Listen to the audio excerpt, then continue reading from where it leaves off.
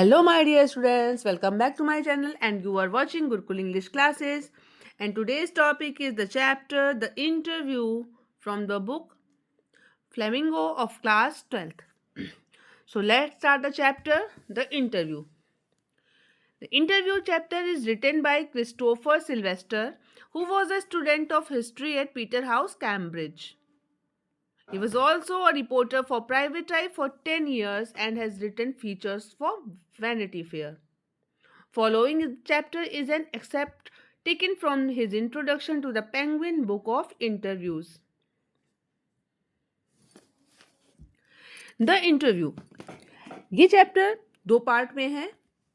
सबसे पहले हम पढ़ेंगे पार्ट 1 और जिसमें हम जानेंगे कि व्हाट इज इंटरव्यू, इंटरव्यू होता क्या है, what is the background of interview, interview का बैकग्राउंड क्या है, इसके बारे में अलग अलग लोगों की राय क्या है। Some people claim that it is a source of truth, while others feel that it is a practice, it is an art. तो हम जानेंगे what is an interview. And part 2 में हम जानेंगे writer famous novelist Umberto Eco के बारे में। तो आइए स्टार्ट करते हैं, लेकिन स्टार्ट करने से पहले अगर अभी तक आपने मेरा चैनल सब्सक्राइब नहीं किया है तो सब्सक्राइब कर लें, बेल आइकन प्रेस कर लें ताकि आपको मेरे न्यू वीडियोस के नोटिफिकेशन मिलते रहें। साथ ही साथ मेरे वीडियोस को लाइक और शेयर करना बिल्कुल ना भूलें। तो आइए स्टार्ट करते हैं द इंटरव्यू। जब से इंटरव्यू का इन्वेंशन हुआ है, इस घटना को लगभग 130 साल हो चुके हैं और 130 साल में इंटरव्यू एक कॉमन प्लेस ऑफ जर्नलिज्म बन चुका है। आज हम सभी जो भी पढ़े लिखे हैं, जिन्होंने इंटरव्यू पढ़ा है और किसी न किसी पॉइंट में अपने लाइफ में वो किसी न किसी को फॉलो करते हैं। मान लीजिए कि आपको कोई एक्टर या एक्ट्रेसेस पसंद है और आपको उसका इंटरव्यू पढ़ना बहुत अच्छा लगता है। तो जब आप उसका इंटरव्यू पढ़ते हैं तो आप जानते हैं उसकी बातों के बारे में, उसकी पर्सनल चीज़ों के बारे में। लेकिन अगर हम बात करें उन लोगों की जिनका इंटरव्यू लिया जाता है, तो उनको लगता है कि ये इंटरव्यू उनकी प्राइवेसी को भंग करता है। मीन्स इंटरव्यू लोगों को आघात पहुंचाता है और वो अपने आप को खो देते हैं। इसके लिए बहुत सारे राइटर्स, बहुत सारे फेमस लोगों ने अपनी अपनी अलग अलग राय व्यक्त की है, जिसमें सबसे पहले हम बात करेंगे वी.एस. नायपॉल की। वी.एस. नायपॉल ये फील करते हैं कि some people are wounded by interviews. Interview से उनको घाव पहुंचता है, उनको आघात पहुंचता है, and loss a part of themselves, वो अपना अपना स्वयं का हिस्सा खो देते हैं।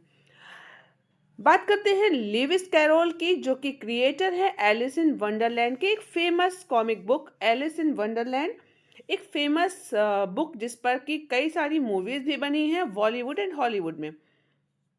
उनका मानना है कि it just horror of the interviewer. उनको इंटरव्यू देने से भय लगता था और इतना ज़्यादा भय लगता था कि he never consented to be interviewed, कि उन्होंने अपनी ज़िंदगी में कभी भी कोई इंटरव्यू देने की परमिशन ही नहीं दी। It was his horror of being lionized which made him thus repel would-be acquaintances, interviewers, and the persistent petitioners for his autograph, and he would afterward relate the stories of his success in silencing all such people with much satisfaction and amusement. यहाँ तक कि वो लोगों को अपना autograph देना पसंद करते थे, उनसे मिलना पसंद करते थे, लेकिन वो इंटरव्यू देना पसंद नहीं करते थे।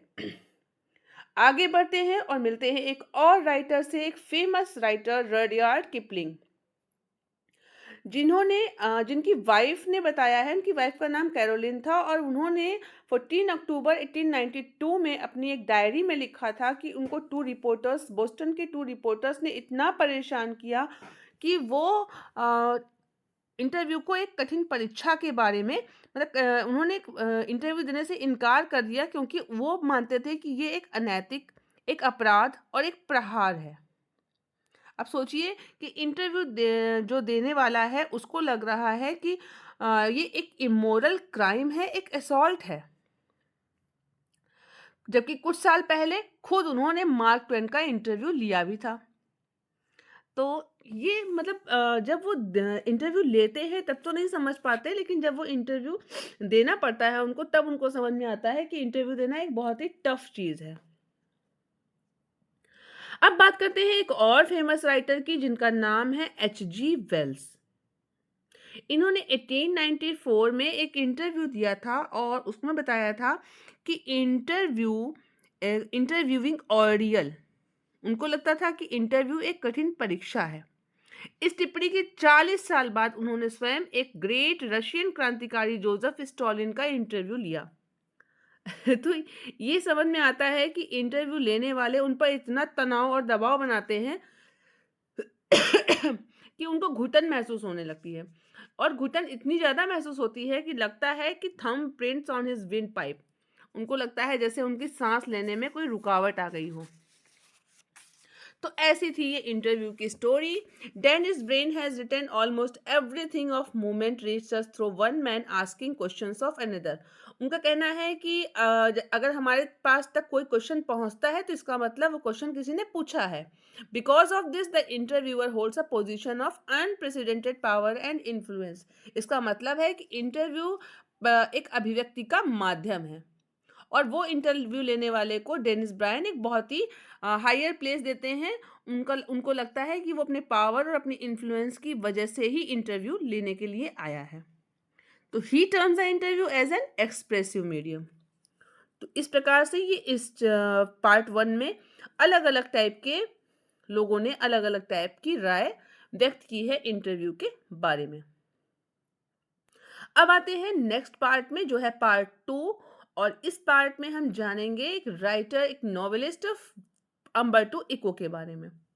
अम्बर्टो इको का कहना है, I am a professor who rights novels on Sunday. मैं एक प्रोफेसर हूं जो कि संडेज को नॉवेल लिखता हूं। अब आप समझिए कि एक बहुत ही फेमस प्रोफेसर जो बहुत ज़्यादा बिजी शेड्यूल में हैं, वो फिर भी अपने बिजी शेड्यूल से एक टाइम निकालते हैं और संडेज को वो नॉवेल्स लिखते हैं। सोचिए ऐसा वो क्यों करते होंगे। वो ऐसा इसलिए करते होंगे क्योंकि उनको नॉवेल्स लिखना पसंद होगा। जाहिर सी बात है, अगर उनको पसंद है तो वो उसके लिए टाइम निकालते हैं।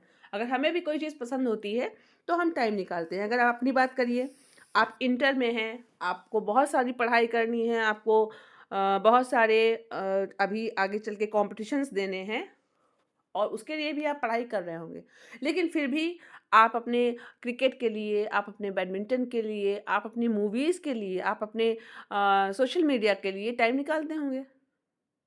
निकालते हैं ना? बिल्कुल निकालते हैं। उसी तरह अम्बर्टो इको, जो कि शायद आप लोगों को बहुत ही बोरिंग लग रहा होगा ये चैप्टर, बट अगर आप इनके बारे में जानेंगे तो आपको लगेगा कि ये एक बहुत ही फेमस नॉवेलिस्ट थे, जिनकी एक बुक थी द नेम ऑफ द रोज, और जो कि 1980 में 10 मिलियन कॉपीज में बिकी थी।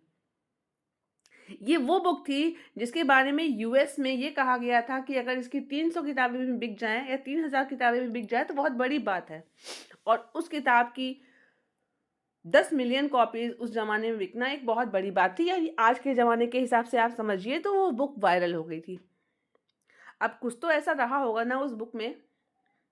तो जब ये उनकी बुक फेमस होती है, उस time the famous newspaper the Hindu के एक जर्नलिस्ट थे जिनका नाम था मुकुंद पद्मनाभन, उन्होंने अम्बर्टो इको का इंटरव्यू लिया।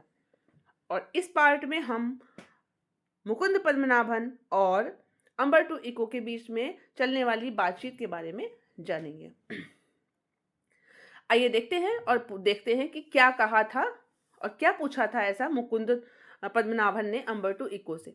तो सबसे पहले मुकुंद पद्मनाभन उनको उनकी famous novel the name of the rose की सक्सेस के लिए बधाई देते हैं, और उसके बाद वो पूछते हैं कि मैं आपसे ये पूछना चाहता हूँ, I can't understand how one man can do all the things he does. Means कि मुझे ये नहीं समझ में आ रहा है और मैं ये जानना चाहता हूँ कि एक ही व्यक्ति एक ही समय में इतने सारे कार्य कैसे कर सकता है, कैसे कर लेता है। सर कैसे कर लेते हैं आप अपने बारे में बताइए।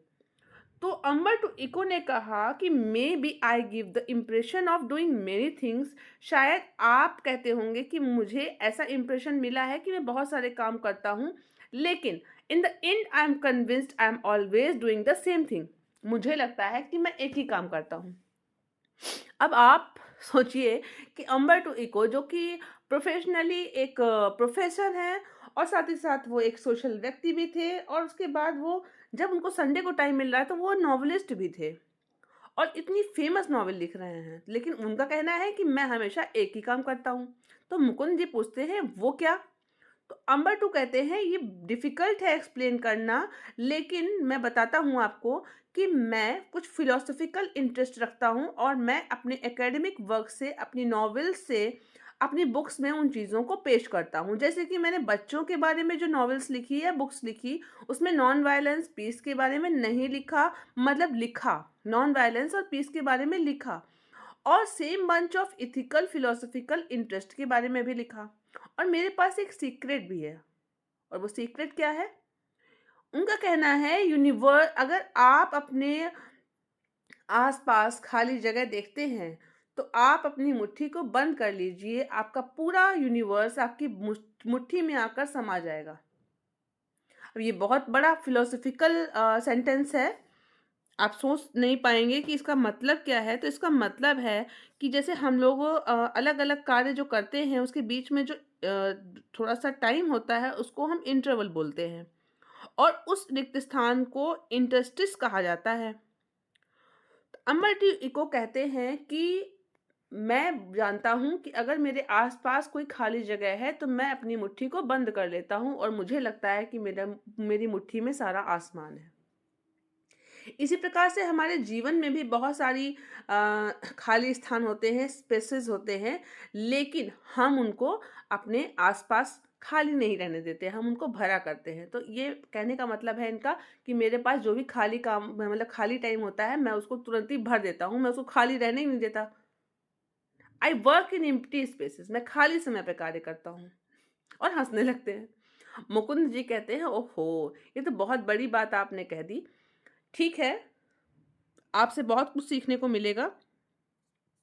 आखिर में वो पूछते हैं कि मैं चाहता हूँ कि आपने गैर कथा साहित्यिक कार्यों में 40 से अधिक कार्य किए हैं और उसके बाद भी आप ये कहते हैं कि आप केवल संडे को ही उपन्यास लिखते हैं। तो मैं इसका राज जानना चाहता हूँ। तो वो कहते हैं कि मैंने आपसे बताया कि बहुत सारे लोग, बहुत सारे पीपल जो हैं, वो लोग कचरा पसंद करते हैं क्योंकि गंभीर चीज़ों को समझना सबको अच्छा नहीं लगता। अब आप ही देखिए, अगर आप रील्स देख रहे होते हैं तो जो बहुत ज़्यादा लाफिंग, बहुत ज़्यादा हँसी देने वाली जो रील्स होती हैं वो ज़्यादा वायरल होती हैं क्योंकि लोगों को हँसना पसंद है। अब क्या आपने देखा है कभी कोई रोती हुई रील देखेगा? नहीं देखेगा, क्योंकि वो उसको पसंद ही नहीं आएगा। तो 90% लोगों को अपने ज़िंदगी तो वैसे ही दुःख से भरी हुई है, उसमें भी हम दुःख देखेंगे तो फिर क्या देखेंगे ना? तो दुःख से भरी हुई ज़िंदगी में हम क्या देखेंगे? हम खुशी देखेंगे, हम खुशी तलाशेंगे। वैसे ही अगर हम किताबें पढ़ने के शौकीन हैं, नॉवेल्स पढ़ने के शौकीन हैं या मूवीज़ देखने के शौकीन हैं, तो हमारा एक ज़ोन होता है। ज़ोन मतलब कि हमें क्या पसंद है। जैसे कुछ लोगों को फाइटिंग वाली मूवीज़ पसंद हैं, कुछ लोगों को बच्चों की मूवीज़ पसंद हैं, कुछ लोगों को जासूसी पसंद हैं। बहुत ही कम लोग ऐसे होंगे जो ट्रेजेडी पसंद करते होंगे। अब ट्रेजेडी की बात आती है तो मैं आपको ज़रूर बताना चाहूँगी कि आप नहीं जानते हैं कि अमेरिका में, ब्रिटिश में एक टाइम ऐसा था कि जब लोगों को किसी के सामने रोना या किसी के सामने थोड़ा सा दुखी हो जाना, ये चीज़ बहुत ज़्यादा इथिकल अनइथिकल मानी जाती थी और बहुत ही बैड मैनर्स में ये चीज़ें आती थी। इसलिए वहाँ पर ट्रेजेडी लिखने का आविष्कार हुआ। लोगों ने, राइटर्स ने ट्रेजेडी लिखना शुरू किया और इतनी भयंकर ट्रेजेडी लिखते थे कि पूरी 3 घंटे की मूवी में आप रोते ही रहोगे। और उन मूवीज़ को देखने के लिए लोग जाते थे थिएटर्स में और वहाँ पर वो बंद कमरे में, अंधेरे में 3 घंटे खुल के रोते थे। जहाँ उन्हें कोई जज करने वाला नहीं होता था, कोई देखने वाला नहीं होता था, जिससे कि उनका डिप्रेशन दूर होता था। मतलब अगर आप रोएँगे नहीं तो आप डिप्रेशन का शिकार हो जाएँगे। अगर आप सोचिए कि आपको कोई चीज़ का कष्ट है और अगर आपके पास कोई ऐसा व्यक्ति नहीं है जिसको आप बता सकें, तो निश्चित तौर पे आप परेशान हो जाएँगे। आप अपनी बात किससे कहेंगे? तो उस डिप्रेशन को दूर करने के लिए ट्रेजेडीज़ लिखी जाने लगी ताकि लोग रो सकें और अपने डिप्रेशन को बाहर निकाल सकें। सेम यही चीज़ अम्बर्टो इको समझाना चाह रहे हैं कि लोगों को अपना एक ज़ोन पसंद होता है, और अगर इन्होंने द नेम ऑफ द रोज़ 10 साल पहले या 10 साल बाद लिखी होती तो वो उतनी फेमस ना होती जितनी कि वो हुई। मुकुंद पद्मनाभन कहते हैं कि अगर नॉवेल्स की बात की जाए तो आपने 20 तो लिखी होंगी। तो अमर जी को कहते हैं नहीं, मैंने 40 लिखी हैं। ओह!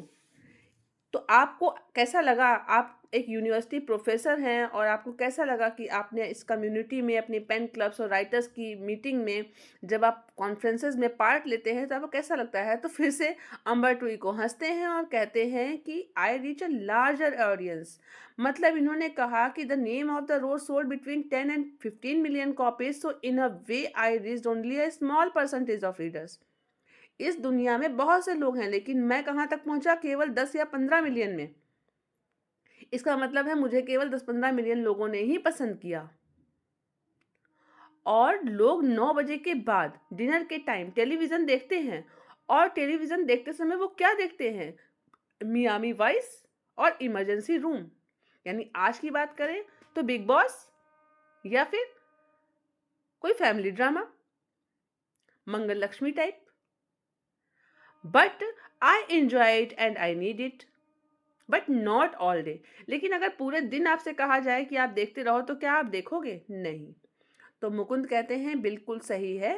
तो अम्बर्ट इको कहते हैं ऐसा इसलिए पॉसिबल हुआ क्योंकि my American publisher said while she loved my book she did not expect to sell more than 3000 copies in a country. वो कहते हैं मैंने सोचा था, मेरे एक पब्लिशर ने कहा था कि केवल 3000 कॉपी ही बिकेंगी, लेकिन यूएस में ही 3 मिलियन कॉपी बिकी।